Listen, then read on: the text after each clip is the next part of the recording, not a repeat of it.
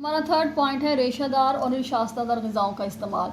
इन ग़िज़ाओं का इस्तेमाल ज़्यादा होना चाहिए। रेशा जो मतलब फ़ाइबर, जिन ग़िज़ाओं में फ़ाइबर पाया जाता है, जैसे आप फ्रूट्स खाते हैं तो उनके छिलकों में, और जब उनका जूस निकालते हैं तो आपने देखा होगा कि जो उसका पल्प सा निकलता है वो उसका रेशा होता है, यानी फ़ाइबर होता है। यही हमारी ग़िज़ा को हज़म करने में मदद देता है। इसका इस्तेमाल हमारी खुराक में ज़्यादा होना चाहिए, बाकी ग़िज़ाओं की निस्बत। जैसे गोश्त में कम होता है रेशा, तो ऐसी ग़िज़ाओं का इस्तेमाल, जैसे सब्ज़ियाँ और फल हैं, उनका इस्तेमाल ज़्यादा हो ताकि हमारी ग़िज़ा सही तरह से जुज़्वे बदन बन सके।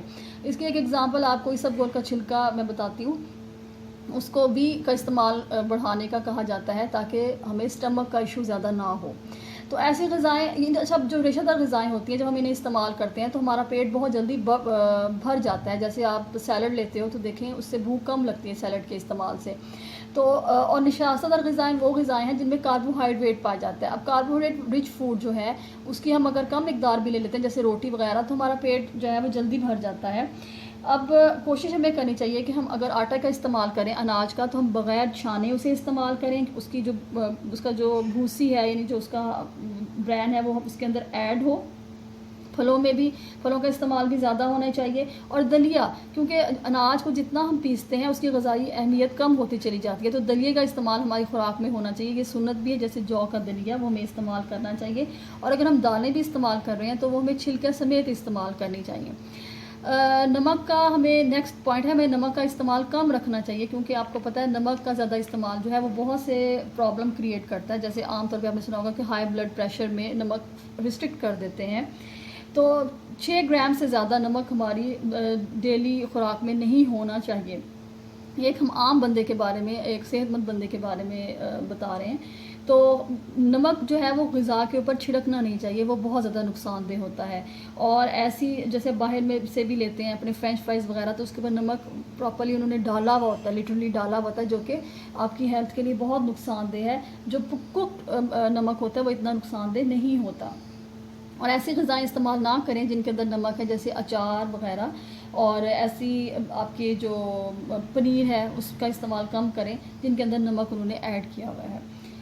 हमारा लास्ट पॉइंट है कि सेकंड लास्ट है कि खाने में वैरायटी होनी चाहिए। अब खाने में वैरायटी, तनोव यानी वैरायटी कैसे पैदा हो सकती है कि हम अपने खाने में उसको ये जो है हमारा सैलड, उसको भी इस्तेमाल करें, और सब्जियों को, फलों को, इन चीज़ों को हम इस्तेमाल करें, ताकि हमारी ग़िज़ा जो है वो सिर्फ एक चीज़ के ऊपर बेस ना करें, बल्कि तमाम ग़िज़ाई अज्जा जो हैं वो उसके अंदर शामिल हो जाएं।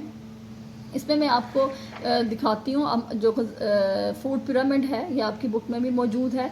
इसको अगर आप देख सकें तो इसमें दिखाया गया सबसे ऊपर चिकनाई और तेल है, तो इसकी मिकदार हमें बहुत कम करनी चाहिए।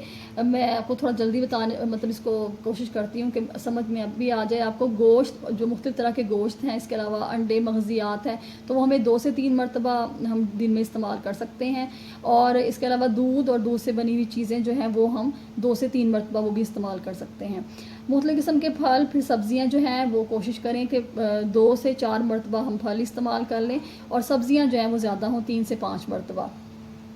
फिर जो अनाज बेस्ड हमारा है, जैसे डबो रोटी है, दलिया, चावल है और अनाज वगैरह हैं, ये हम 6 से 11 दफ़ा जो है वो इस्तेमाल कर सकते हैं। इसकी मिकदार कम और ज़्यादा हो सकती है, एक लिमिट उन्होंने बताई हुई है। लेकिन ये कि इसमें हमें ज़्यादा जो है इस्तेमाल, वो आपने देखा होगा कि सब्ज़ियों और फलों का, सब्ज़ियों का स्पेशली इस्तेमाल जो है वो हमारी खुराक में ज़्यादा होना चाहिए, ताकि हमारी खुराक में हमें फ़ाइबर मिल सके। ये मैं जब आपको मेन्यू हम प्लान करेंगे तो ज़्यादा अच्छे तरीके से मज़ीद बताने की कोशिश करूँगी। लास्ट हमारा जो टॉपिक है वो है वज़न को मुनासिब रखें, यानी जितनी आपकी हाइट है, आपकी एज है, स्पेशली हाइट के अकॉर्डिंगली आपका वज़न होना चाहिए, ज़्यादा वज़न नहीं बढ़ना चाहिए। वो किस तरह हो सकता है कि आप कोशिश करें कि अपनी भूख को रख कर खाएँ, यानी ये हमें फरमान भी है वसल्लम का कि एक हिस्सा छोड़ देना चाहिए सांस लेने के लिए। तो पूरा पेट भर भर के हमें नहीं खाना चाहिए, हमें अपनी बॉडी को मेंटेन रखना चाहिए। और उसके लिए आपकी रूटीन बहुत हेल्दी हो, आपकी रूटीन बहुत ज़्यादा मतवाज़न होनी चाहिए, और इसमें और आपकी खुराक बहुत ज़्यादा बैलेंस होनी चाहिए। किसी भी चीज़ की ज़्यादती या किसी भी चीज़ की कमी जो है वो हमारे लिए बहुत ज़्यादा नुकसानदेह होती है।